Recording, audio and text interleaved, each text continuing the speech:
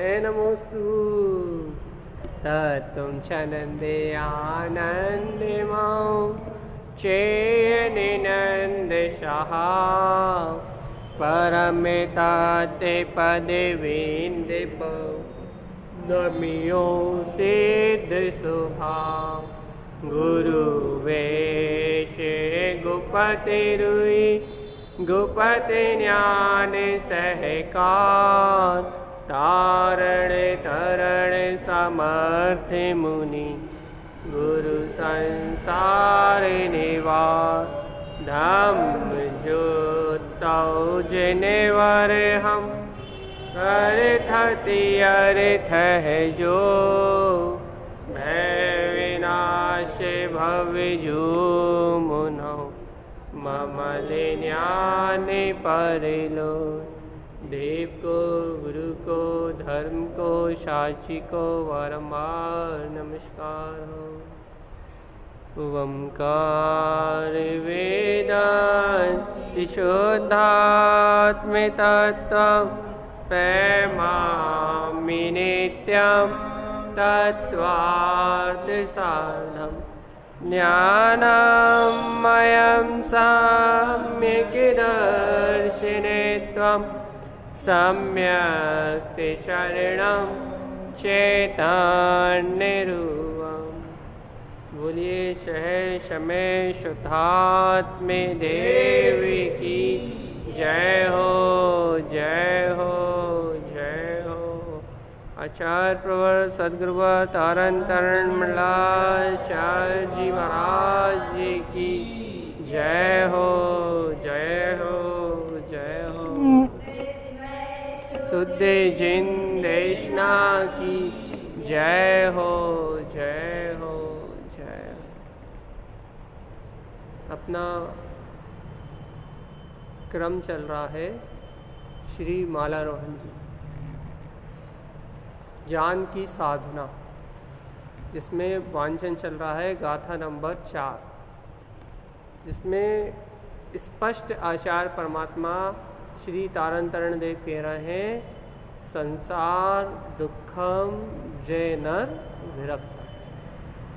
और अपना शोधन इसी बात पे चल रहा है कि जब संसार दुख रूप है और विरक्ति का कारण है, तो हमें दुख रूप क्यों नहीं लग रहा और हम विरक्त क्यों नहीं हो रहे।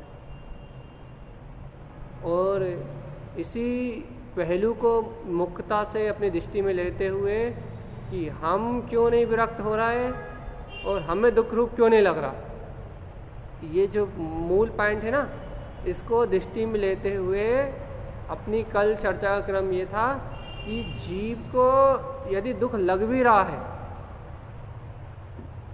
यदि किसी प्रकार का ऐसे वैराग आ भी रहा है, जैसे संसार में वैराग कहा जाता है जो वैराग नहीं है, तो इसे वैराग भी तब आ रहा है जब इसके पुण्योदय का अभाव हो रहा है या दूसरे के पुण्योदय का अभाव हो रहा है।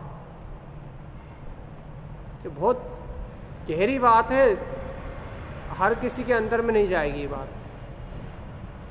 कल जो विषय लिया था ना, क्या कि इस जीव को जब वेदना हो भी रही है, या वेदना मतलब वेदना तो नहीं, मतलब चिंता हो भी रही है, कोई आकुलता हो भी रही है, यदि किसी के बारे में विचार भी कर रहा है यार बहुत बुरा हुआ, ऐसा क्यों हो गया, ऐसा नहीं होना चाहिए था, तो उसका ये विचार भी सिर्फ इसलिए है कि सामने वाले के इंद्रिय सुख कम होते हुए दिखाई दे रहा है। यहाँ जीव को लेके, जीव आत्मा को लेके, जीव की सत्ता को लेके कोई भी भाव नहीं है, कोई भी परिणाम नहीं। ये बहुत मूल बात है। यदि अपने को थोड़ा बहुत विचार भी है ना विरक्ति का, तो विरक्ति का विचार इसलिए है कि पुण्योदय का अभाव है, और जहाँ पुण्योदय का अभाव जानने में आता है वहाँ जीव विरक्त कहता है, अपने आप को विरक्त होने की बात करता है, लेकिन विरक्ति नहीं होती, वो होता है क्या बोलते हैं कि द्वेष का परिणाम। मन की अनुसार परिणाम ना होने से वो एक तरीके का द्वेष परिणाम होता है। तो ये द्वेष परिणाम क्यों कह रहा, द्वेष परिणाम कैसे कहलाएगा वो? या द्वेष परिणाम या राग परिणाम ही होता है। अच्छा बता, आप विचार कर रहे हो कि आपके पड़ोसी का पति मर गया, आया कितना बुरा हुआ, कितनी वेदना हो रही होगी उसे, कितनी आकुलता हो रही होगी उसे। तो आप जो उसकी आकुलता देख रहे हो, आप जो उसकी वेदना देख रहे हो, ये कौन सा परिणाम है भाई? ये हमें द्वेष परिणाम तो नहीं है। हाँ, आपको ये राग परिणाम है। भाई राग परिणाम कैसे है? क्योंकि आपको उसका जिस आधार से चिंतन हो रहा है वो आधार ही राग की शिला पर रखा हुआ है। आपको पड़ोसी से राग है, ये कारण तो एक अलग है। ये कारण एक सेकंड के छोड़ भी दिया जाए तो आपको पड़ोसी से राग है, ये कारण छोड़ भी दिया जाए तो आपको उससे जो वेदना हो रही है, उसके जीवन को लेकर जो चिंता हो रही है, वो चिंता इसलिए हो रही है कि उसके जीवन का राग चला गया। अर्थात क्या कहना चाह रहा है आप? कि ये कहना चाह रहे हैं कि जीव को राग की प्रवृत्ति से इतना प्रेम है, राग की प्रवृत्ति से इतनी प्रियता है कि उसकी राग की जो प्रवृत्ति है, उस राग की प्रवृत्ति में ही उसे सुख महसूस होता है। और जिनकी कसाय तीव्र है उन्हें द्वेष की प्रवृत्ति में सुख महसूस होता है। और देखो एक इस बात का विचार करो कि जीव के राग की जितनी भी संतुष्टि है, जीव की कामनाओं की जितनी भी संतुष्टि है, वह सारी संतुष्टि पुण्य के उदय में होती। बहुत अच्छे से विचार करना आप। जितनी भी जीव की राग की संतुष्टि है, जितनी भी जीव की इच्छाएं हैं, जितनी भी जीव की कामना है, वो सारी संतुष्टि पुण्य के उदय में उत्पन्न होती। और अभी वर्तमान में इस मनुष्य भाव में जीव को अति पुण्य उदय से ही यह भाव प्राप्त हुआ है। कैसे अति पुण्य उदय से प्राप्त हुआ है? कि भैया कि इस जीव को मानसिक कल्पनाओं का जो उपभोग मिल रहा है, मानसिक कल्पनाओं का जो उपभोग मिल रहा है, वह जीव को पुण्य के उदय से ही प्राप्त हुआ है। अपनी मन की कल्पनाओं का जो उपभोग ये जीव कर रहा है, ये बिना पुण्य के संभव नहीं। असंगी पर्याय में तो मानसिक कल्पनाओं का उपभोग संभव भी नहीं है, चाहे राग देश हो, रूप हो, चाहे राग रूप हो, चाहे द्वेष रूप हो। असंगी पर्याय में आप चले जाओ, मन रहित आप हो जाओ, अपर्याप्ति हो जाए, आपको मन की अपर्याप्ति हो जाए, तो आप मन की अपर्याप्ति में असंगी पंचेंद्री हो जाओ, तो भगवान इस अप्राप्ति की दशा में, अपर्याप्ति की दशा में तो आपको मानसिक उपभोग करने की स्वतंत्रता ही नहीं है। चाहे राग का उपभोग हो मानसिक, चाहे द्वेष का उपभोग, चाहे क्रोध मान माया लोभ चार कसाय में से कोई सा भी मानसिक उपभोग हो, वह करने की आपके पास अधिकार ही नहीं है। तो कितनी बड़ी बात है। तो जीव को अधिकार ही नहीं है अपर्याप्ति में तो। लेकिन 2000 सागर के लिए जो त्रस पर्याय मिलती है, इस त्रस पर्याय में जब जीव मन सहित होता है, मन से संयुक्त होता है, जब इस मन के साथ संयुक्त होने वाले जीव को उपभोग, जो मानसिक उपभोग है, उस मानसिक उपभोग को करने की स्वतंत्रता प्राप्त होती है। और उस मानसिक उपभोग को प्राप्त करने की जो स्वतंत्रता है, तो वो मानसिक उपभोग की जो स्वतंत्रता है, उसे पुण्य का उदय चाहिए अच्छा उपभोग करने के लिए। अपने राग की पूर्ति करने के लिए, उस मानसिक उपभोग को करने के लिए अपने को चाहिए पुण्य का उदय। और ये जीव पुण्य के उदय की ही संतुष्टि हमेशा ही प्राप्त करना चाहता, हमेशा ही प्राप्त करना चाहता, हमेशा ही।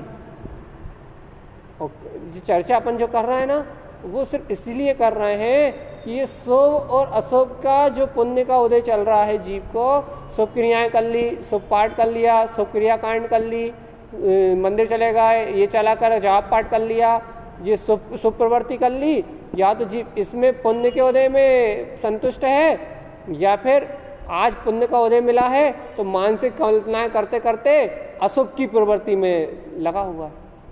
भोग कर लिए, भोग के विचार कर लिए, राग का परिणाम कर लिया, कर्तृत्व का भाव कर लिया, भोक्तृत्व का भाव कर लिया, नाना प्रकार की मानसिक कल्पनाओं से ये करना है, वो करना है, ये मेरा पराया, ये अपना, ये पराया, राग द्वेष सी नाना प्रकार की मानसिक कल्पनाओं के उपभोग से ये जीव क्या कर रहा है भैया? मात्र मानसिक रस को प्राप्त कर रहा है, काल्पनिक रस को प्राप्त कर रहा है। ये एक बात नोट करो, शरीर से होने वाले भोग मात्र भोग नहीं है,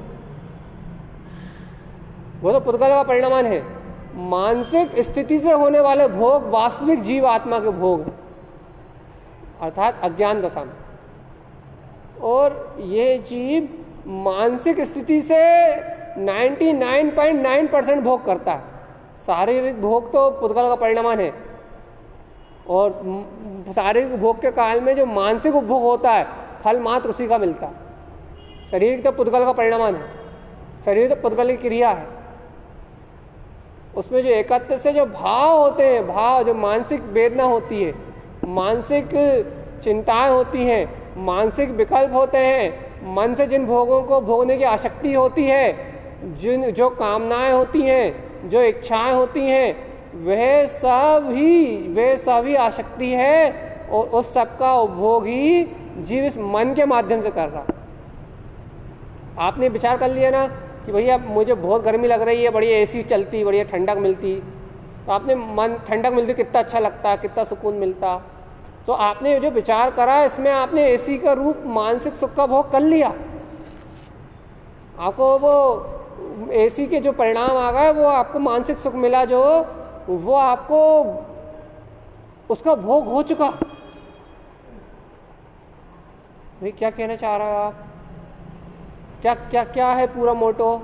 पूरा मोटो ये है कि अभी वर्तमान में इस पुण्य की जो संतुष्टि भयंकर तरीके से जीव को बनी हुई है, शुभ में और अशुभ में, जो पुण्य क्रियाओं की, शुभ क्रियाओं की जो तीव्र आसक्ति बनी हुई है, जो मानसिक उपभोग की तीव्र आसक्ति बनी हुई है, उस मानसिक उपभोग की आसक्ति से जीव को उठना अनिवार्य है, जीव को जागना अनिवार्य है।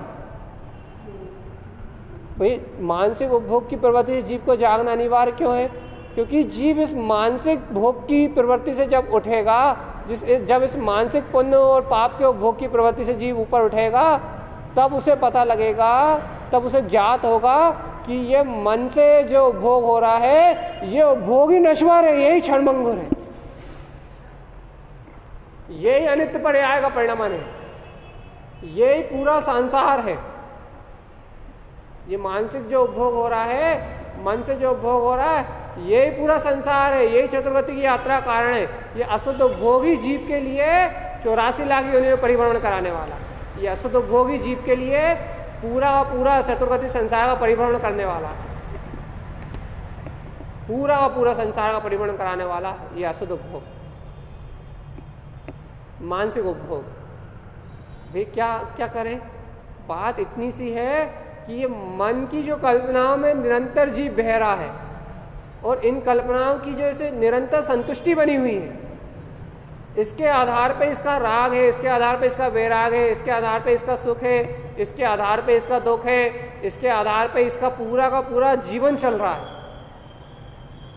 इस मानसिक संतुष्टि से जीव उभरे, उसका ज्ञान उभरे, और उसे ज्ञात हो, उसे बोध आए कि भगवान ये मन वचन काय की जो प्रवृत्ति चल रही है, ये मानसिक जो उपभोग चल रहे हैं, इन सब उपभोग से परे मैं अतीन्द्रिय आनंद स्वरूप परमात्मा, ज्ञायक स्वरूप भगवान आत्मा,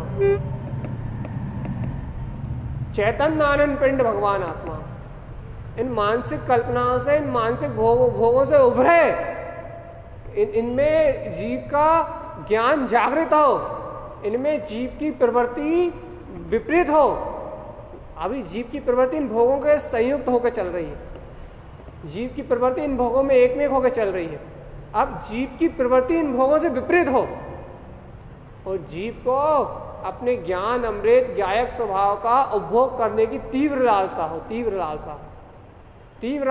ज्ञान का उपभोग करने की, और आत्मा की अंतरंग ऐसी शक्ति जागे, आत्मा की अंतरंग शक्ति से ऐसा विश्वास जागे कि ये ज्ञान के बल से जीव का चित्त भी, जीव का मन भी ज्ञान उपभोग में तन्मय हो जाए, अशुद्ध उपभोग का त्याग कर दे और अतीन्द्रिय आत्मा के चिंतन, मनन, आराधन, ज्ञान विज्ञान में स्वभाव की जो अपनी आत्मरमणता है, इसके प्रति जीव की भावना उत्पन्न,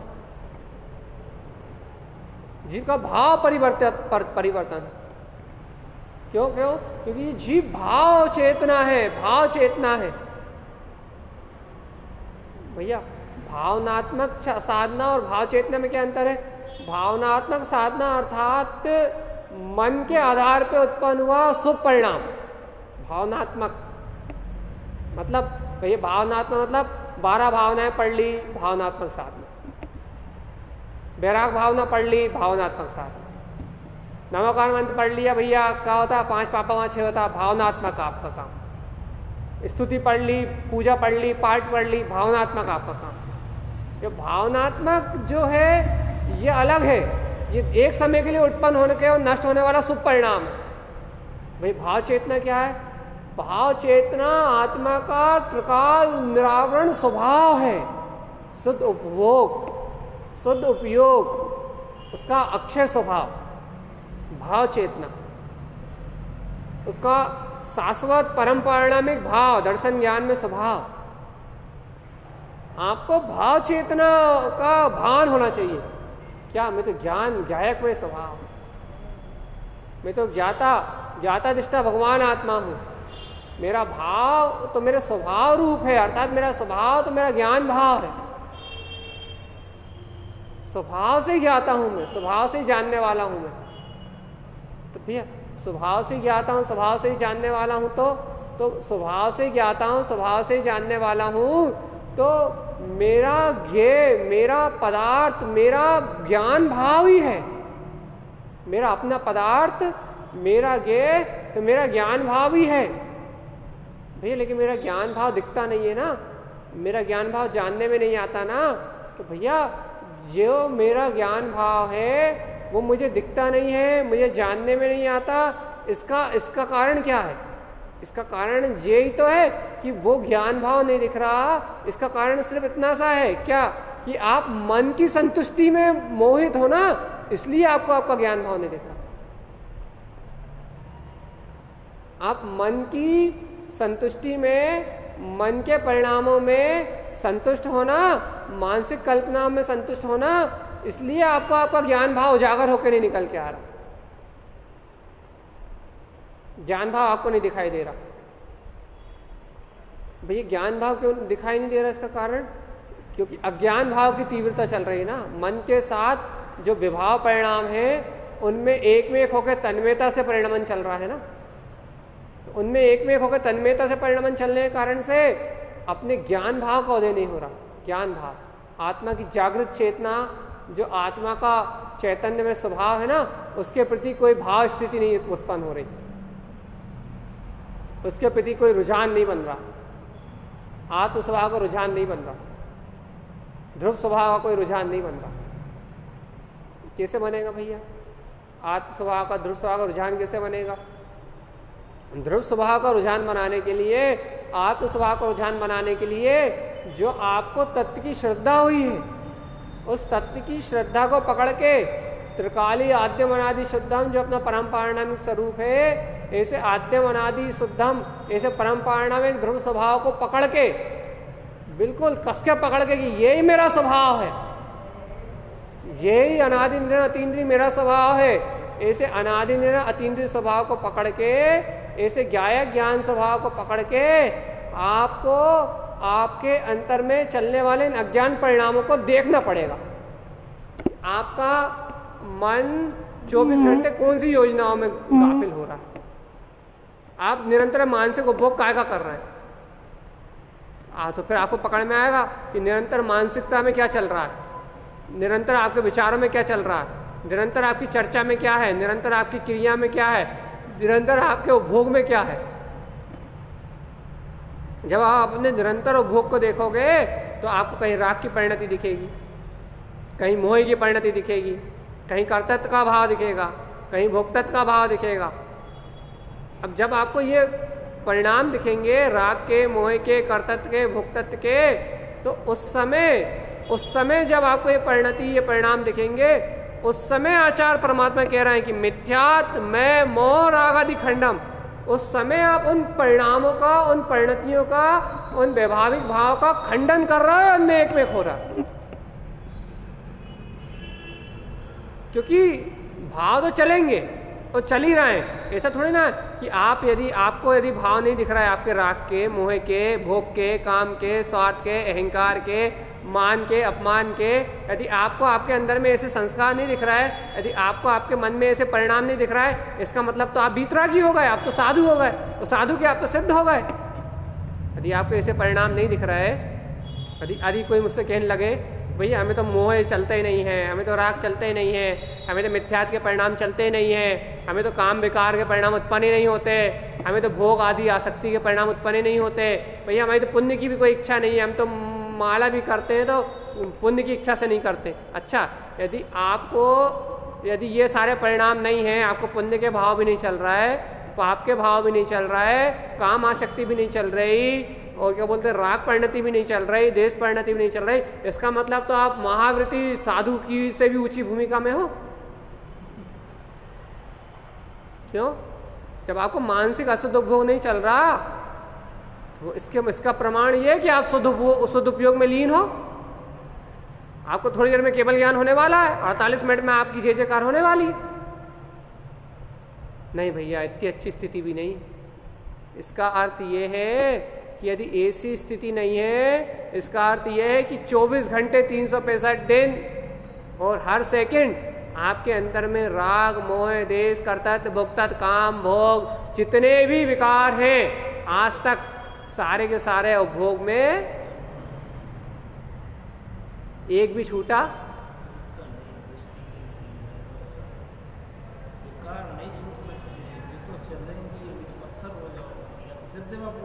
या तो सिद्ध सिला में रहोगे या संसारी रहोगे, दोनों में से एक जगह रहेंगे।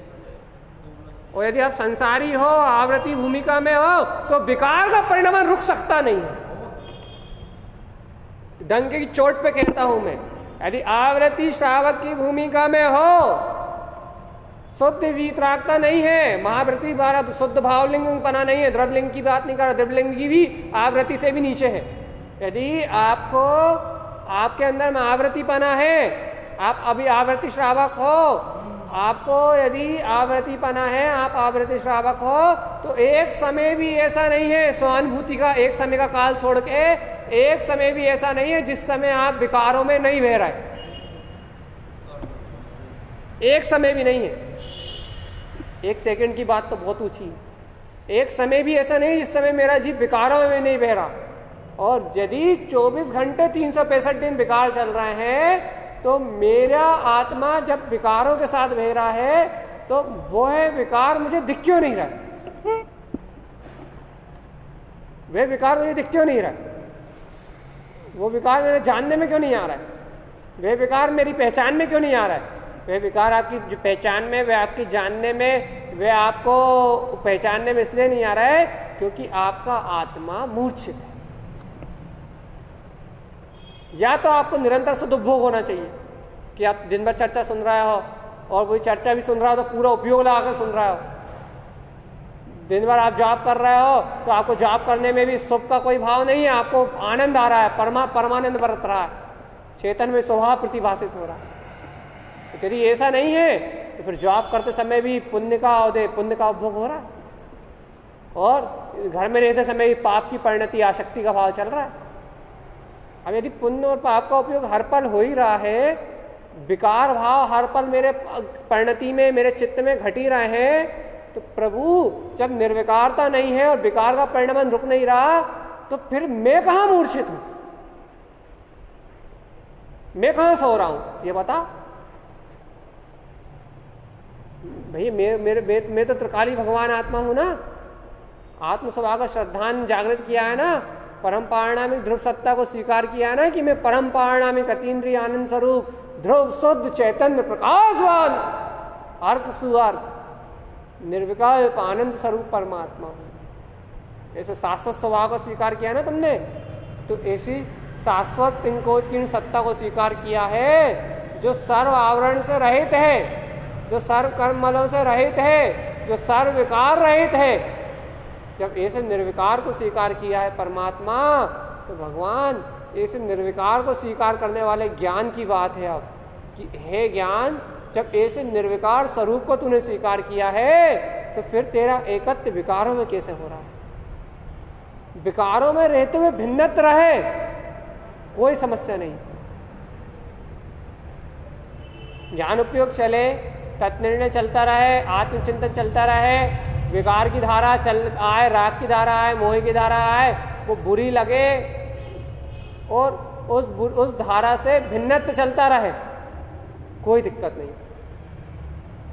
आत्मा की जागृति बनी रहे इस भूमिका में, आत्मा जागृत बनी रहे, आत्मा चेतन अवस्था में बनी रहे, चैतन्य भाव में बनी रहे। चेतन भाव किसे कहा होगा इस भूमिका का? चेतन भाव अर्थात आत्मा को पता है कि वो कहाँ बह रहा, आत्मा जानता है कि वो कहाँ जा रहा है।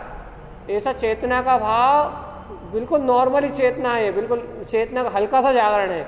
ऐसा अपना ज्ञान का भाव बना रहा है कि हाँ देखो देखो देखो देखो, ये राग, ये द्वेष, ये कर्तव्य, और वहाँ उलझे नहीं जी। बात ये नहीं चल रही, बात ये चल रही है कि वो विकार परिणाम आ रहे हैं और जा रहे हैं, उन विकार परिणाम को देखने की बात नहीं चल रही, उन विकार परिणामों में रत होने की या उन विकार परिणामों को हटाने की चिंता की भी बात भी नहीं चल रही। लेकिन उन विकार परिणामों के काल में तुम्हें अपने ध्रुव स्वभाव, ज्ञान स्वभाव का बोध कितना बरत रहा है, बात तुम्हारी दृष्टि कितनी स्वसन्मुख हो रही है, दृष्टि का परिवर्तन कितना हो रहा है। दृष्टि का परिवर्तन अर्थात स्वभाव की रुचि कितनी बैठ रही है। भैया अब आप ये बताओ कि विकारों के काल में स्वभाव की रुचि कैसे बैठेगी? तत्व चर्चा के काल में स्वभाव की रुचि बैठेगी, ये बात तो समझ में आती है। बहुत अच्छे प्रश्न का जवाब दे रहे हैं, सुन सको तो सुनो अच्छे ध्यान से। ये भैया आप ये बताओ, ज्ञान उपयोग के काल में तत्व की रुचि बैठेगी, ये बात तो समझ में आती है। आपके प्रवचन सुनने के काल में तत्व की रुचि बैठेगी, ये बात भी समझ में आती है। आत्मचिंतन में भेद ज्ञान चल रहा हो और जिन भगवान की वचन चल रहे हो तो तत्व की रुचि बैठेगी, ये बात भी समझ में आती है हमें। लेकिन अब आप कह रहे विकारी भाव के बीच में तत्व की रुचि कैसे बैठेगी, आप ये बताओ। ये बहुत जरा थोड़ा पेचीदा विषय चल रहा है। विकारी भाव के समय आप कह रहे हो तत्व की रुचि के बैठाओ, आप कह रहे हो कि मूर्छा के काल में तत्व की रुचि बैठाओ, आप कह रहे हो कि तत्व चर्चा के काल में भी तत्व की रुचि मात्र बैठा, पुण्य की जो संतुष्टि है वो हटाओ। जो शुभ भाव का जो परिणाम भोग हो रहा है तत्व चर्चा के काल में, वो राग जो परिणाम है, जो सुनने और सुनाने का भाव प्रकट हो रहा है, उस भाव को हटाओ, तत्व चर्चा की रुचि बैठाओ। अभी ज्ञान उपयोग के काल में तत्व चर्चा के काल में तो फिर भी अपने को ठोक बजा के, चिंतन काल में तो फिर भी अपने को ठोक बजा के तत्व की चर्चा की रुचि जगा लेंगे हम। लेकिन विकार परिणाम के बीच में कैसे जगाएंगे, विकार भाव के बीच में कैसे जगाएंगे तत्व की चर्चा की रुचि? यानी कि ध्रुव स्वभाव की, आत्म स्वभाव की दृष्टि विकार भाव के बीच में कैसे जगाएंगे? क्या विकार भाव के बीच में तत्व की रुचि जगाना, ये कैसे होगा, ये बता दो। कैसे जागेगी बताओ? जब विकार भाव चल रहा हो, काम भाव चल रहा हो, भोग भाव चल रहा हो और साथ में आत्मा मूर्छित हो रही हो, उस विकार भाव, काम भाव, राग भाव में तन्मय होकर बह रही हो, उस समय तत्व की रुचि कैसे जगाएं?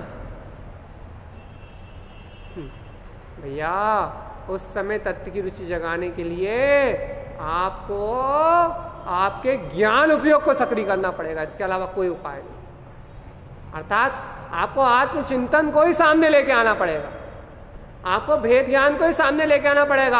आप सोचे भेद ज्ञान को ना लाएं, आत्मचिंतन को ना लाएं, ज्ञान उपयोग को सक्रिय ना करें और आपकी तत्व की रुचि बढ़ जाए, 3 काल में संभव होने वाला नहीं है। आप ये भ्रांति छोड़ दो कि उस विकार के काल में आपको तत्व की रुचि जागृत हो सकती है, ऐसा कभी संभव नहीं होगा। जब भी तत्व की रुचि जागृत होगी तब आपको भेद ज्ञान ही लाना पड़ेगा सामने, जिन भगवान के वचन ही लाना पड़ेंगे सामने, तत्व चिंतन ही सामने रखना पड़ेगा, आत्म स्वभाव का बोध ही सामने रखना पड़ेगा, आत्म स्वभाव का वो तत्व चिंतन सामने रखे बिना, भेद ज्ञान की कला को सामने रखे बिना आपकी दृष्टि तत्व की ओर मुड़ जाए, ऐसा संभव। क्योंकि विकार में तन्मय होने का मतलब ही ये है क्या कि आपका ज्ञान मूर्छित।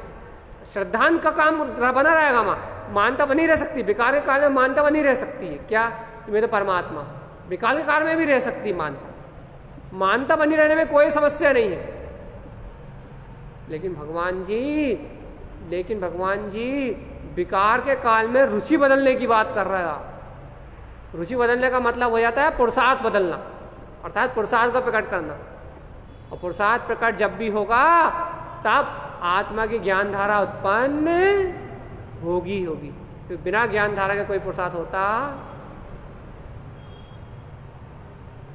बिना ज्ञान धारा के कोई पुरुषार्थ नहीं। लिख लो इस बात को। जब तक ज्ञान धारा अंदर से जन्म नहीं लेगी, जब तक आत्मबोध अंदर से जन्म नहीं लेगा, जब तक जीव का आत्मिक, जब तक साधक सतर्क नहीं होगा, सावधान नहीं होगा, ज्ञान धारा में प्रभावित नहीं होगा, तब तक उसकी ध्रुव स्वभाव की शुद्ध रुचि हर समय नहीं रह सकती, हर काल में नहीं रह सकती।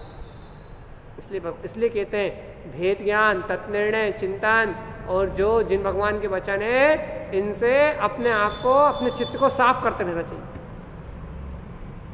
इससे श्रद्धान भी बढ़ता है। जितनी बलवत ज्ञान की धारा होगी उतना आपका श्रद्धान भी बलवत होगा, उतना आपका ज्ञान भी बलवत होगा, उतना आपका अंतर का विश्वास भी दृढ़ होगा।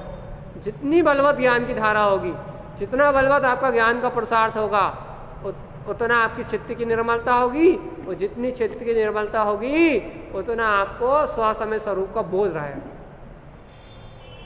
भाई अपनी अपनी भूमिका अनुसार, अपनी अपनी भावना अनुसार, जिसकी जैसी भावना है, जिसकी जैसी भूमिका है, जिसका जैसा संयोग है, वो उस अनुसार विचार करो इस बात का। हमें अपने ज्ञान उपयोग की कितनी धारा प्रकट रहती है। बिना ज्ञान उपयोग के तत्व की रुचि नहीं बढ़ेगी, बिना ज्ञान उपयोग के स्वभाव का श्रद्धा नहीं बढ़ेगा। सुबह से लेकर शाम तक अज्ञान में बहते रहो तो कह दो कि मैं भगवान आत्मा, कहना गलत नहीं है, कहना बुरा नहीं है, जो कह रहा है वो परम सत्य है। लेकिन भगवान जो सत्य कह रहा हो वो तुम्हारी दृष्टि का स्वयं प्रयोजन नहीं है। सत्य कहना अलग बात है और सत्य अपनी दृष्टि का प्रयोजन होना अलग बात है। सत्य सुनाना अलग बात है, सत्य अपनी दृष्टि के प्रयोजन में होना अलग बात है। अभी अपन सत्य कहते हैं, सुनते सुनाते हैं, लेकिन सत्य अपनी दृष्टि का प्रयोजन में नहीं रहता। तो भगवान जब सत्य दृष्टि के प्रयोजन में आता है, जब सत्य अपने अभिप्राय में आता है, जब सत्य अपनी मान्यता धारणा में आता है, तब जीव का कल्याण प्रारंभ होता है। कल्याण का मार्ग जब उत्पन्न होता है जब सत्य अपनी दृष्टि के प्रयोजन में आता है। जो सत्य है वो अपनी दृष्टि में प्रकट होता है, जो सत्य है उसको अपन अपनी दृष्टि में देखते हैं, जानते हैं, पहचानते हैं। तब जब अपने आत्मा का प्रयोजन अपनी दृष्टि में आता है, जब ज्ञान मार्ग की साधना खुलती है। और जब ज्ञान मार्ग की साधना खुलती है, जब गुरु महाराज की गाथा यहाँ से जब से गुरु महाराज के ग्रंथ प्रारंभ होते हैं, उनके ग्रंथों में फिर आता है कि उभमकार वेदंती शुद्धात्म तत्व। ज्ञानी उस निराकार वीतराग ध्रुव स्वभाव का वेदन करता है, जो अपना शुद्ध स्वभाव। तब जिन्हें भगवान की वाणी में आता है, क्योंकि ये साधना का मार्ग है। तत्व के श्रद्धान सहित जीव के अपने ज्ञान का स्वयं का मार्ग है। भैया हम तत्चर्चा सुन के तो करते हैं अपना ज्ञान उपयोग। हाँ, आपको खुद का नहीं होता तो आप तत्चर्चा के माध्यम से करते हो, तो उस ज्ञान उपयोग को पकड़ के, उस तत्व चिंतन को पकड़ के आप उसे दोबारा मत हो। आप उस तत्व निर्णय को बार बार मत हो, उस वस्तु स्वरूप को बार बार मत हो, उस भेद ज्ञान की कला को बार बार अंतर से उत्पन्न करो, उस जिन भगवान के वचनों को बार बार अपने चित्त में उत्पन्न करो। इससे आपका ज्ञान उपयोग की सक्रियता बढ़ेगी। ज्ञान उपयोग की सक्रियता बढ़ेगी, चिंता नहीं, सक्रियता बढ़ने की बात कर रहे हैं। चिंता अलग चीज है और ज्ञान उपयोग की सक्रियता अलग चीज है। ज्ञान उपयोग की सक्रियता बढ़ेगी, ज्ञान उपयोग जिन भगवान के वचन का चिंतन बढ़ेगा तो ऑटोमेटिकली आपका उपयोग शुद्ध उपभोग करेगा। वो भैया जब आपका उपभोग शुद्ध होगा, जितने अंश में हो जाए, तो उतने अंश में शुभ और अशुभ का उपभोग टूटेगा नहीं टूटेगा? शुभ और अशुभ की संतुष्टि टूटेगी या नहीं टूटेगी? और जितने अंश में शुभ अशुभ की संतुष्टि टूटेगी उतने ही अंश में मोक्ष का मार्ग जाना। बस यही संस्कारों का तोड़ना, यही मिथ्यात्व मय मोह राग आदि खंडन। मिथ्यात्व मोह राग देश आदि की धारा को खंडित करना यही है। क्या कि आप अज्ञान पुण्य पाप के उपभोग को, अशुभ उपभोग को, उसके क्रम को तोड़ के अपने आत्मा के चैतन्य भाव के, ज्ञान भाव के चिंतन मनन के द्वारा वस्तु स्वभाव को सामने रख के श्रद्धान ज्ञान के बल से अपने ज्ञान का उपभोग जितना आप कर रहे हो, शुद्ध का उपभोग अपनी भूमि के अनुसार, शुद्ध भाव का उपभोग जितना आप कर रहे हो उतना आपके अशुभ के संस्कार टूट रहे हैं और अशुद्ध के संस्कार टूट रहे हैं, पुण्य पाप के दोनों संस्कार टूट रहे हैं। ये खंडन करना, काय का खंडन करना? अज्ञान धारा का खंडन। अज्ञान धारा चलती रहती है सुबह से लेकर शाम तक। पुत्र का क्या होगा, परिवार का क्या होगा, शरीर का क्या होगा, कोरोना हो गया तो क्या होगा, ऐसा खाओ, ऐसा बनाओ, ऐसा रखो, ऐसा धरो, ये अपना, ये पराया, इसका क्या हो गया, इसको क्यों हो गया, जो दिन भर परपर्याय की खबर बनी हुई है,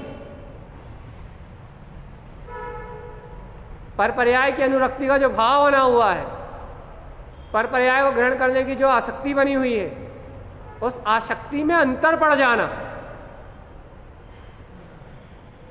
उस आसक्ति में अंतर पड़ जाना।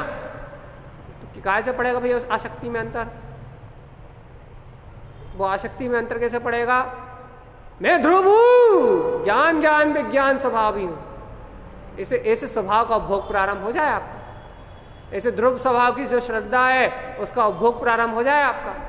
ऐसे ज्ञायक स्वभाव की जो आपने स्वीकारता करी है, ऐसे ज्ञान उपयोग वस्तु स्वभाव की सहकारिता का उपभोग प्रारंभ हो जाए आपका।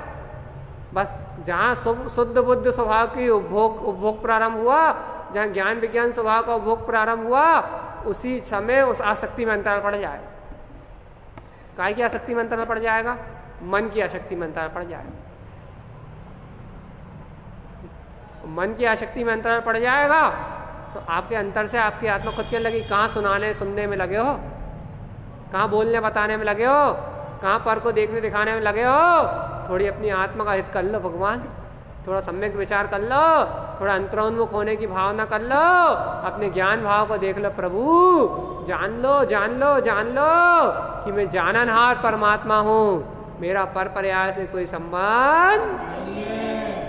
ये ऐसी भावना, ऐसे विचार, ऐसी सम्यक परिणतियाँ, ऐसा सम्यक उद्वेग जीव के अंदर से उत्पन्न होगा। और ये जो सम्यक उद्वेग जीव के अंदर से उत्पन्न होगा, यही उद्वेग बढ़ते बढ़ते बढ़ते बढ़ते ज्ञान और चारित्र का बल धारण करेगा। श्रद्धान तो है ही, श्रद्धान की बलवत्ता बढ़ेगी और ज्ञान का बल जागृत होगा, और ये ज्ञान का बल धीरे धीरे धीरे धीरे धीरे धीरे चारित्र का बल रूप प्रकट हो जाए। धीरे धीरे धीरे धीरे करते करते यही आनंद की धारा में प्रकट हो जाएगा। चारित्र अर्थात कर्म का शायद देखो, शुद्ध उपभोग करोगे ना तो कर्म का शायद धीरे धीरे क्षीण होती जाएंगी, अज्ञान धाराएं धीरे धीरे निकलती जाएंगी, अशुभ धाराएं धीरे धीरे खत्म होती जाएंगी। जैसे जैसे ये अशुभ धाराएं कर्म प्रकृतियाँ खत्म होंगी, अज्ञान धाराएं रास्ते से लगेंगी, किनारे लगेंगी, तो वैसे वैसे ज्ञान स्वभाव का प्रकाश उत्पन्न, अपने आनंद स्वभाव का बोध बढ़ता जाएगा, सम्यक ज्ञान की प्रकटता होती जाएगी, आपके श्रद्धान की निर्मलता अपने आप होती जाएगी भाई। लेकिन जब तक नहीं हुई तब तक ये पुरुषार्थ ना टूटे। बस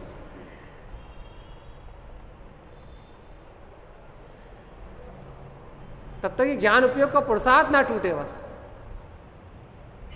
आत्म उन्मुक्ता का पुरुषार्थ ना टूटे, अपनी चेतन शुद्ध आत्मा की लगन ना टूटे, बस स्वभाव की रुचि ना टूटे, मूर्छित ना हो पाए मन में, वचन में, काय में, भाव की संतुष्टि में, पुण्य की संतुष्टि में कहीं संतुष्ट ना हो पाए किसी भी चीज में। वो लगन लगी रहे, ज्ञान उपयोग चलता रहे, आत्मा का बहुमान चलता रहे, चाहे देखो अपन अभी 4-5 दिन से ये चर्चा चल रही है, कहा है कि भैया मन को पछाड़ने की, मन के संस्कारों को देखने की, ये गहन गहन चिंतन करके नाना प्रकार के विकारों को लाने की, चाहे अपनी ये चर्चा चल रही हो या फिर अपन वो जो मैं ध्रुवी हूँ, मैं शुद्धि हूँ, मैं ज्ञानी हूँ, मैं ज्ञायकी हूँ, चाहे वो चर्चा चल रही हो, दोनों से ज्ञान उपयोग हो रहा है, दोनों से ज्ञान उपयोग हो रहा है। उसमें भी आत्मा का बहुमान आ रहा है, आद्यम अनादि शुद्धम की चर्चा चल रही थी, जिनमें रम जयवंतम की चर्चा चल रही थी, आत्म स्वभाव की वीर की चर्चा चल रही थी, उससे भी ज्ञान उपयोग बढ़ रहा था, ज्ञान स्वभाव की बलवत्ता बढ़ रही थी, आत्मा का बहुमान बढ़ रहा था। उससे क्या हो रहा था भैया? उससे भी अपना ज्ञान उपयोग बलवत्त हो रहा था। अभी मन की संतुष्टि तोड़ने की चर्चा चल रही है, इससे क्या हो रहा भैया? इससे जो थोड़ी बहुत गंदगी है, जिससे अपने को थोड़ा विरक्त होना चाहिए, अपने आवृत्तिपना खत्म करने की जो भावना होनी चाहिए वो उत्पन्न हो रही है, सफाई हो रही है, ये सफाई हो रही है थोड़ी सी। और भाई ये सफाई हो क्यों रही है? क्योंकि उस तरह का बहुमान करने से आत्मा में ये बात जागृत हुई ना, ये पता लगाया ना, ज्ञान धारा प्रकट हुई ना, तो ज्ञान धारा जब बलवत होती है तो फिर ज्ञानी जीव को लगता है कि यार सब साफ करो, बढ़िया अच्छी जगह बैठेंगे ना, बड़े धुले पोछे उपयोग में बैठेंगे जाके, बड़े धुले मंजे श्रद्धान में जाके बैठेंगे ना, धुले मंजे ज्ञान में जाके बैठेंगे ना, धुले मंजे अपने भीतरा गायक स्वभाव में जाके बैठेंगे ना, काय को गंदगी में रहेंगे। देखो विकारों का परिणमन तो रुक नहीं रहा, हमने कहा ना आवृत्ति की भूमिका मतलब विकारों का परिणमन। अब विकारों का परिणमन रुक नहीं रहा, तो विकारों का परिणमन नहीं रुक रहा तो ज्ञानी जीव, सम्यक दृष्टि जीव वो विकारों में जाके थोड़ी बैठेगा, वो तो उठा के इन सारे विकारों का खंडन मंडन करके, इन सबसे भिन्नता करके वो तत्काल अपनी दृष्टि जे शुद्ध दृष्टि तत्वार्थ साधम तत्व की ओर ले जाएगा।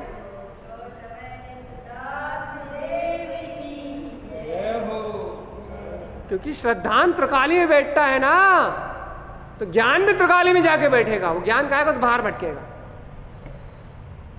जब श्रद्धांत त्रिकाली में बैठता है तो ज्ञान भी त्रिकाली में जाके बैठेगा, ज्ञान काय को पर आगे परिणमन में बैठेगा।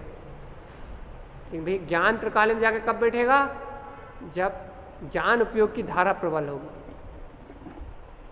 ज्ञान में ज्ञान को ज्ञेय बनाने का लक्ष्य होगा, ज्ञान को ज्ञान में ही प्रतिबिंबित करने की भावना होगी, ज्ञान को ज्ञान में ही देखने का लक्ष्य प्रयोजन होगा।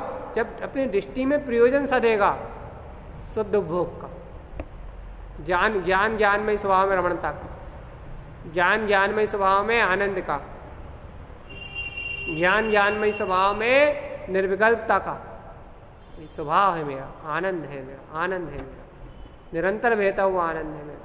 अरे ज्ञान उपयोग में रस कितना है भगवान? जब इस तत्व देशना में इतना रस है तो अंतर ज्ञान उपयोग में कितना रस है, कितना रसीला आत्मा। चिंतन मनन में इतना रस है तो आत्मा के ज्ञान उपयोग में कितना रस है? अनंत रस है ना, अनंत रस है ना। इस रस को पीना, बस निरंतर इस रस को पीना, निरंतर आत्मा के रस को पीना, अपने श्रद्धान ज्ञान को बढ़ाते रहना, अपने दर्शन ज्ञान को बलवत करते रहना कि हाँ शुद्ध बुद्ध, शुद्ध बुद्ध, शुद्ध बुद्ध, जैसे तैसे, जैसे तैसे, जैसे हो वैसे हो, अपने स्वभाव का पोषण में एक समय के लिए भी कमी नहीं आने देना, जैसे बने वैसे, जितना बने उतना, कि भैया स्वभाव स्वभाव स्वभाव स्वभाव और स्वभाव के पोषण में कमी नहीं आने देना, आत्म स्वभाव के पोषण में बिल्कुल भी कमी नहीं आने देना। बस भैया यही है मोक्ष का उपाय, यही मुक्ति का उपाय। स्वभाव तो है अपना, जाननहार स्वभाव तो है अपना, ज्ञान भाव में जीते रहना, जागते रहना। भैया अभी ये जागृति 24 घंटे नहीं रह पाती, ये देखो अभी 24 घंटे कहाँ से रह पाएगी? आवृत्ति की भूमिका है, हाँ, लेकिन रहे ऐसा पुरुषार्थ करना अपने को, ऐसा भेद ज्ञान ना छूटे, पुरुषार्थ करना ऐसा अपने को, ऐसे तत्व की श्रद्धान, तत्व का ज्ञान, तत्व का आरोहण ना छूटे, ऐसा पुरुषार्थ करना अपने को। भाई कैसे होगा ऐसा पुरुषार्थ? भैया तत्व को पकड़े रहो जब भजनदारी से, स्वभाव तत्व बिल्कुल छूटेगा नहीं। मैं शुद्ध आत्मा हूं, ये श्रद्धा बिल्कुल कमजोर नहीं होगी, आत्म स्वभाव का विश्वास बिल्कुल हल्का नहीं होगा, बल्कि और इस चर्चा से और बढ़ता जाएगा, और बढ़ता जाएगा, और बढ़ता जाएगा। हाँ, मैं तो स्वभाव ही हूँ, स्वभाव ही हूँ। ज्ञान उपयोग से और बढ़ता जाएगा कि मैं स्वभाव ही हूँ, मैं स्वभाव ही हूँ, मैं स्वभाव ही हूँ, मैं स्वभाव हूँ, स्वभाव मात्र हूँ, स्वभाव मात्र हूँ। ज्ञान उपयोग से और बढ़ता जाएगा श्रद्धा, और बलवत विश्वास बढ़ता जाएगा, और श्रद्धा बढ़ती जाएगी। बस ये बढ़ती हुई श्रद्धा, बढ़ता हुआ ज्ञान उपयोग, बढ़ता हुआ विश्वास, बस यही तो कर्मों को क्षय कर दे। ये ऐसे ही होते होते होते होते जो कर्म का प्रकृतियाँ बनी है ना, वो कर्म प्रकृतियाँ निकल जाएंगी। अशुभ रूप जो बनी है, अशुद्ध रूप जो बनी है, वो कर्म प्रकृतियाँ निकल जाएंगी, तो ऑटोमेटिकली ज्ञान ज्ञान रूप प्रकाशित हो जाएगा। ज्ञान ज्ञान रूप प्रकाशित तो है ही, लेकिन आज अपन नहीं देख पा रहा है। क्यों नहीं देख पा रहा है? क्योंकि आवरण ज़्यादा छाया है। आवरण निकल जाएगा, ज्ञान ज्ञान रूप दिखने लगेगा। बस लक्ष्य तुम्हारा ज्ञान रूप होने का रहे, तुम्हारा लक्ष्य अब अंतर्मुख होने का रहे, तो भैया बहिर्मुख परिणाम निकल जाएगा। बहिर्मुख परिणाम में जुड़ान नहीं रहेगा, बहिर्मुख परिणाम में ज़्यादा आसक्ति नहीं रहेगी, भिन्नता का भाव रहेगा, तो बहिर्मुख परिणाम अपने आप निकल जाएगा और अपने आप ही अंतरोन्मुख की रुचि रहेगी, स्वस्वभाव दृष्टि के प्रयोजन में रहेगा। तो अपने आप ही जैसे ही कर्मों की राह खुलेगी, जैसे ही आवरण मिलाएंगे, तत्काल जीव को जाना कहाँ है? उसको तो रुचि स्वभाव की है, वो तो मौका ढूंढ रहा है बस। सही बताओ, यदि अब्बे अली सारे कारण रास्ता दे दे तो तुम मौका ढूंढ रहा है, नहीं ढूंढ रहा है कि अब्बे अली अशरीरी हो जाए? मौका ही ढूंढ रहा है ना अपन, इंतजारी कर रहा है ना कि खट से केवल ज्ञान बिकता है। भाई काय नहीं कर पा रहा है? कर्म आवरण है, किसका बांधा हुआ है? अपनी अज्ञानता का बांधा हुआ है। कहाँ चल रहा है? एक समय की पर्याय। मैं कौन हूँ? त्रिकाली भगवान आत्मा।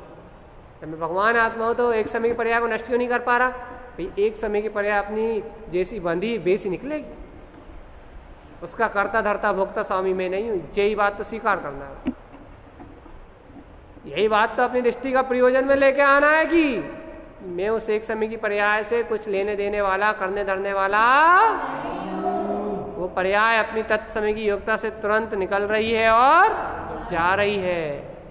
मेरा उससे रंच मात्र भी कोई संबंध,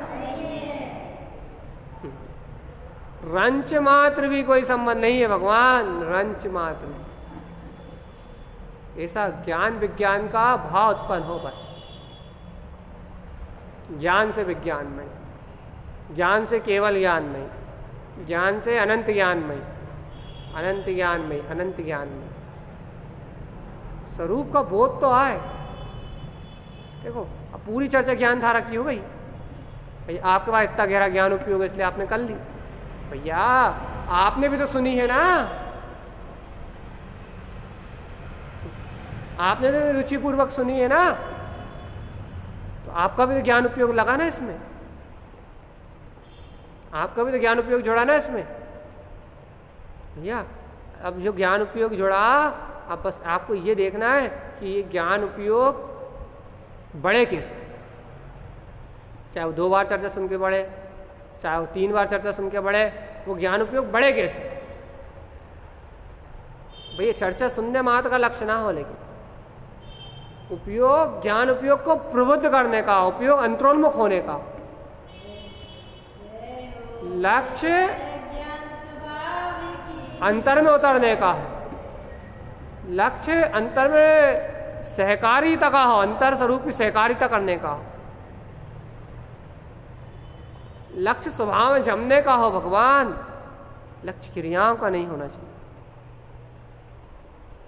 लक्ष्य करने कराने का नहीं होना चाहिए। फिर लक्ष्य करने कराने का नहीं होना चाहिए, लक्ष्य क्रियाओं का नहीं होना चाहिए, तो फिर काय का होना चाहिए? लक्ष्य अंतर स्वरूप में ढलने का होना चाहिए। ज्ञानानंद स्वरूप है मेरा, ज्ञान और आनंदमयी स्वभाव का धारी में, ज्ञानानंद स्वरूप है मेरा, ज्ञान और आनंद स्वभाव का धारी में, ज्ञानानंद स्वरूप है मेरा और ज्ञान आनंद स्वभाव का धारी में परमात्मा। ऐसी ऐसी अपनी रुचि रुचि रुचि रुचि रुचि रुचि रुचि रुचि और ऐसी रुचि हो, ऐसा स्वरूप है मेरा, ऐसा ज्ञान आनंद स्वभाव है मेरा, ऐसी ज्ञान आनंद में सत्ता है मेरी। भैया जब ऐसी अभेद सत्ता की रुचि होगी ना, ऐसी अभेद तिंकोत्कीर्ण सत्ता की रुचि होगी ना, तो ऑटोमेटिक ही स्वभाव का रुझान अपने आप बढ़ता जाएगा, अपने आप बढ़ता जाएगा, अपने आप बढ़ता जाएगा, अपने आप बढ़ता जाएगा।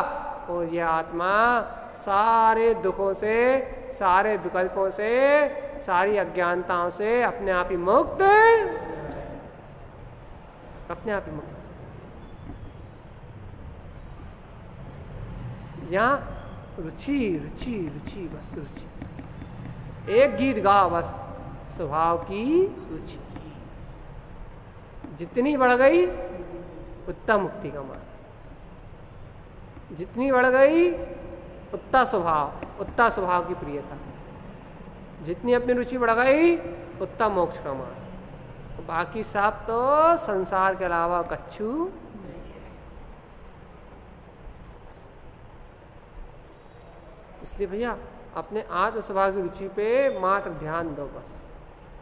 मैं ज्ञाता हूँ, मैं ज्ञाता हूँ और मात्र ज्ञाता ही, कर्ता भोक्ता मेरा स्वभाव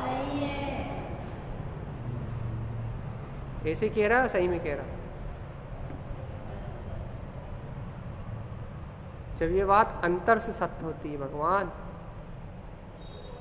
तब बहुत बड़ा अतिशय होता है। जब ये बात अंतर से सत्य होती है कि मैं ज्ञाता हूँ और मात्र ज्ञाता हूँ, जब ये बात अंतर उपयोग से सत्य होती है, जब जीव के जीवन में बहुत बड़ा अतिशय होता है, और वो अतिशय ही मुक्ति का कारण है बस, वह अतिशय ही निर्माण का कारण है बस। कि भगवान मैं ज्ञाता मात्र हूँ, चल रहा है सब झूठा संसार है, चल रहा है वो सब झूठी माया है, पुण्य पाप का जो परिणमन चल रहा है, विभाविक भाव चल रहा है, अज्ञान दशा चल रही है, वो सब पर्याय का परिणमन है। मैं तो इन सबसे भिन्न अभेद तिंकोत्कीर्ण ज्ञाया ज्ञान स्वभावी परमात्मा ही।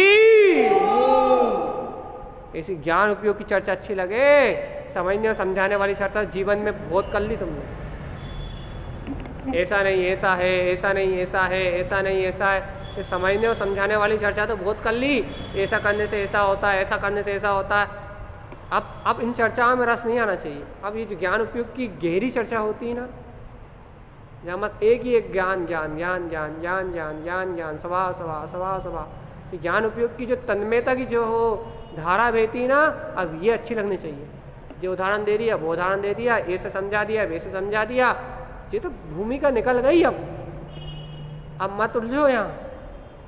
अब जो ज्ञान उपयोग की, जो अंतर ज्ञान उपयोग की, बाहर से भी ज्ञान उपयोग की गहरी चर्चा को सुनो और अंतर में भी ज्ञान उपयोग की गहराई को पकड़ो। ज्ञान उपयोग चलना चाहिए अपना बस। चर्चा कोई कहीं से भी कर ले, चर्चा कोई किसी भी भूमिका से कर ले, लेकिन अपना ज्ञान उपयोग नहीं थमना चाहिए, अपने स्वरूप की रुचि नहीं थमनी चाहिए, अपने ज्ञायक स्वभाव का, अपना ज्ञान धारा का परिणाम नहीं रुकना चाहिए। भैया ये ज्ञान धारा ही एक ऐसा उपाय है जो मिथ्यात्व, मैं, मोह, राग और आदि का खंडन कर सकता है।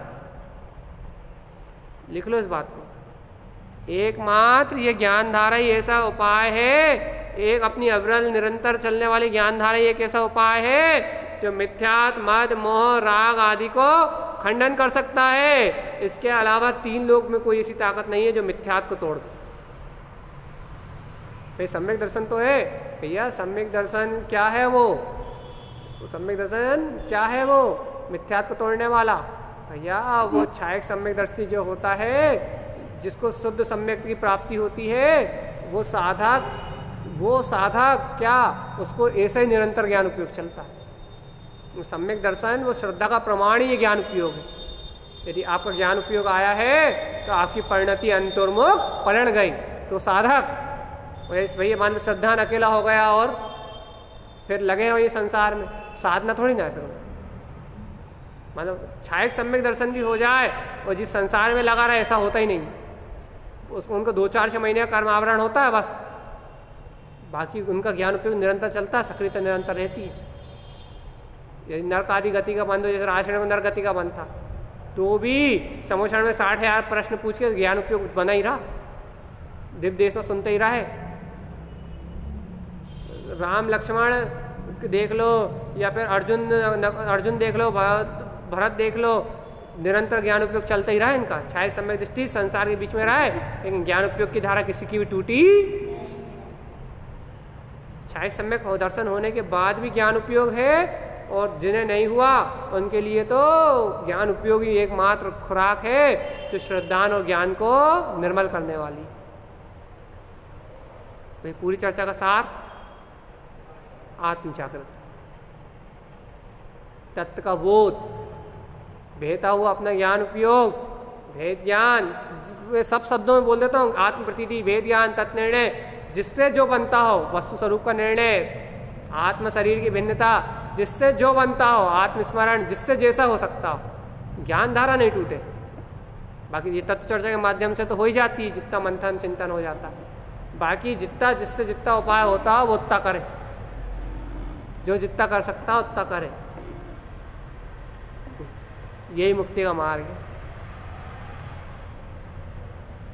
जिससे जितना हो सकता है वो उतना करे, यही मुक्ति का मार्ग है। इसके अलावा और कहीं मुक्ति होने वाली, मानो तो और ना मानो तो। मुक्ति तो अपने आत्मचिंतन मनन और ज्ञान उपयोग से ही, और ज्ञान उपयोग जब प्रकट होगा जब आत्मा की बलवत्ता होगी, स्वभाव की श्रद्धा होगी और तत्व की रुचि होगी। और जिस जीव को तत्व की रुचि नहीं होगी, ज्ञान स्वभाव की श्रद्धा नहीं होगी, आत्म स्वभाव का जागरण नहीं होगा, तो ज्ञान उपयोग क्या करेगा? वो तो फिर पुण्य की देखो, वो तो पढ़ने को ज्ञान उपयोग मानेगा। फिर पढ़ लिया, शास्त्र पढ़ लिया, शुभ भाव कर लिया, माला फेर ली, ज्ञान उपयोग हो गया। ऐसा ज्ञान उपयोग नहीं होता। तत्व की श्रद्धा की बलवत्ता के बिना ज्ञान उपयोग, ये याद रखना, ज्ञान उपयोग उसका ही होगा जिसे शुद्धात्म तत्व झूल रहा, तत्व का श्रद्धान जिसे झूलेगा प्रतीति में, उसका ही ज्ञान उपयोग होगा। तत्व का श्रद्धान नहीं झूलेगा, तत्व की पकड़ नहीं होगी, आत्म स्वरूप की श्रद्धा नहीं होगी, तो ज्ञान उपयोग नहीं, शुभ उपयोग होगा, मतलब पुण्य का होगा, पुण्य उपभोग होगा। इसलिए कहते हैं जागृत रहो कि ज्ञान उपयोग और पुण्य के उपभोग में अंतर समझ में आ जाए। तो पकड़ लगा कि भैया हमने 50 पेज पढ़ लिए, हमारा तो बहुत ज्ञान उपयोग हो गया, हमें तो इतना शास्त्र याद हो गया, इतना क्षय बुद्धि प्रकट हो गई, हमारा तो ज्ञान उपयोग हो गया। जब तक भिन्नता नहीं है पुद्गल से, या फिर स्वरूप मात्र शुद्धात्मा मात्र की रुचि नहीं है, तब तक ज्ञान उपयोग प्रकट। बहुत क्लियर, ये बात क्लियर करना बहुत जरूरी है, क्योंकि आज शुभ का ऐसा प्रकोप है जीव के ऊपर, पाप का तो फिर भी नहीं है, पाप का तो फिर भी काम है। पाप कितनी अच्छा पता, घबराहट कितनी देर होती, मतलब पूरे दिन कितने दिन चलते हैं, 8 दिन 15 दिन महीने भर, लेकिन साथ आ तो परमानेंट ही बनी, मन की कल्पना में तो परमानेंट डूबे हुए। तो भैया पुण्य का प्रकोप बहुत है जीव के ऊपर, पाप का भी है, अशुभ का भी है, लेकिन वो अशुभ की पूर्ति काय से हो रही है? इच्छा की पूर्ति पुण्य से ही तो हो रही है। तो पुण्य का प्रकोप बहुत है और पुण्य की लालसा भी बहुत है जीव के अंदर। इसलिए पुण्य अपने को छल ना पाए, शुभ अपने को छल ना पाए, ये क्रिया शुभ परिणाम अपने को छल ना पाए, और अशुभ में भी अपन ना बहें, ऐसी सावधानी और सतर्कता के साथ एक पुरुषार्थ करना है। क्या है भैया पुरुषार्थ? ते सम्यशुद्धम जिनोक्त दिष्टम, ते सम्यशुद्धम, जिनेन्द्र भगवान ने जो सह समय स्वरूप कहा है, अपना शुद्धात्म स्वभाव कहा है, जिनोक्त दृष्टम, जो उनकी दृष्टि में वर्ता है, जो उनके उपयोग में वर्ता है, ऐसे सह समय शुद्धात्मा को, स्वसमय को अपनी दृष्टि में रख के और समस्त पर पर्याय परिणमन की रुचि टूटे, निरंतर ज्ञान उपयोग की धारा बनी रहे, यही जीव के लिए निर्वाण का मार्ग जानना बस। तो इस पंचम काल में, इस निष्कृष्ट काल में, इसके अलावा और कोई मार्ग भी नहीं है। और किसी भी काल में ज्ञान उपयोग के अलावा कोई मार्ग नहीं है। लेकिन इस पंचम काल में तो शरीर आदि की सहनन नहीं है, तो क्या बोलते हैं, जीव बाहर से भी व्यवस्थाएं नहीं बना के ज्ञान उपयोग के लिए बाहर की व्यवस्थाएं भी नहीं जुटा पा रहा, जंगल में जाकर रहने लगे, आत्मचिंतन में निमग्न हो जाए। भूख प्यास की वेदना सल इतनी है कि वो बारवा पर्याय परिणति में रत हो जा रहा है। अब भैया बाहर की स्थिति नहीं है तो ज्ञान उपयोग को भी सक्रियता से नहीं कर पा रहा। भैया बाहर की व्यवस्थाएं नहीं है, बाहर की संयोगात्मक भूमिकाएं नहीं है, उसके बाद भी यदि आपने अपने ज्ञान उपयोग को जागृत रख लिया, समझ लो आपने बहुत बड़ा पुरुषार्थ कर लिया। क्योंकि शरीर की सहनन हो, संयोग अच्छे हो और काल की अनुकूलता हो, सारे संयोग सुनिश्चित हो, मतलब होनहार उत्कृष्ट हो, तो फिर वो ज्ञान उपयोग हो भी जाता है आसानी से। चिंतन भी हो जाएगा, मनन भी हो जाएगा, जिन भजन भी सुन ले आएंगे, सब कुछ हो जाएगा। लेकिन भगवान आत्मा इस निकृष्ट पंचम काल में ज्ञान उपयोग करना हंसी खेल नहीं। और ज्ञान उपयोग जिसे हो रहा है, ज्ञान उपयोग जिन कर पा रहे हैं, वो भावी भव्य आत्माएं, निकटवर्ती भव्य जानो। क्यों? क्योंकि ऐसी आकुलता भरे जीवन में, ऐसे आकुलता भरे पंचम काल में, जहाँ चारों ओर चकाचौंध है वासनाओं विषयों की, मिथ्यात्व और आडंबर का बोलबाला है, ऐसे निष्कृष्ट पंचम काल में यदि आपको अपने ज्ञान उपयोग को ऐसी दुर्लभ, अर्थात ना शरीर की सेना है, ना कोई कछु कुछ संयोग है, ना कोई ऐसा कोई विशेष अतिशय है, उसके बाद भी यदि आप ऐसे ज्ञान उपयोग को बढ़ा पा रहे हो, ज्ञान उपयोग को बढ़ा पा रहे हो, ज्ञान उपयोग में तन्मय हो पा रहे हो, तो समझ लो आपसे ज्यादा पुण्यशाली क्या, आपसे बड़ा धर्मात्मा जीव इस दुनिया में और कोई, गारंटी जानो कि आपसे बड़ा धर्मात्मा इस दुनिया में कोई नहीं। मतलब तपस्वी तो और हैं, अपने से बड़े बड़े पुरुषार्थी तो और हैं, लेकिन इस आवृत्ति की भूमिका में आपसे बड़ा भाग और किसी का नहीं। इस भूमिका में ऐसा ज्ञान उपयोग, इस भूमिका में ऐसी ज्ञान की सक्रियता, इस भूमिका में ऐसे तत्व की रुचि, इस भूमिका में ऐसे आत्मा की सतर्कता, इस भूमिका में ऐसे शुद्धात्म स्वभाव की रुचि और पुण्य पाप का प्रक्षालन, पुण्य पाप से विरक्ति का भाव, अज्ञानता में संतुष्ट नहीं होने की भावना, इस भूमिका में ये सब होना बहुत अच्छे लक्षण है भगवान। ये अच्छे लक्षण हैं, मोक्ष मार्ग में आगे बढ़ाने वाले हैं। तो भैया अपन अपने पुरुषार्थ में कोई कमी मत करो, अपने भेद ज्ञान, अपने तत्व निर्णय, अपने आत्मबोध में कोई कमी मत करो।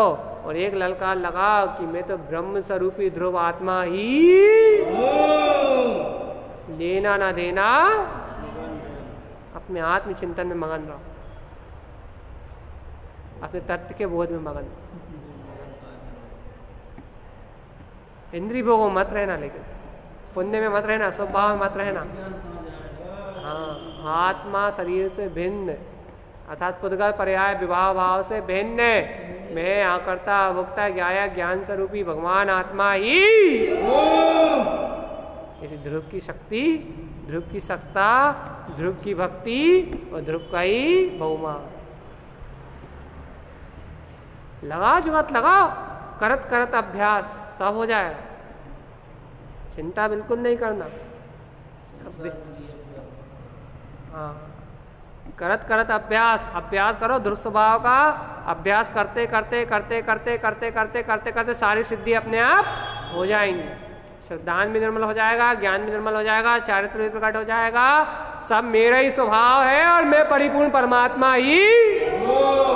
जब सब कुछ मुझ में ही है, मेरे ही स्वरूप है, मेरे में ही वास कर रहा है, जब वे अखंड परिपूर्ण चेतना ते सम शुद्धम, जिन भगवान ने जो कहा है वे स्वभाव ही मेरा स्वभाव है, तो फिर चिंता करने की कोई बात नहीं है।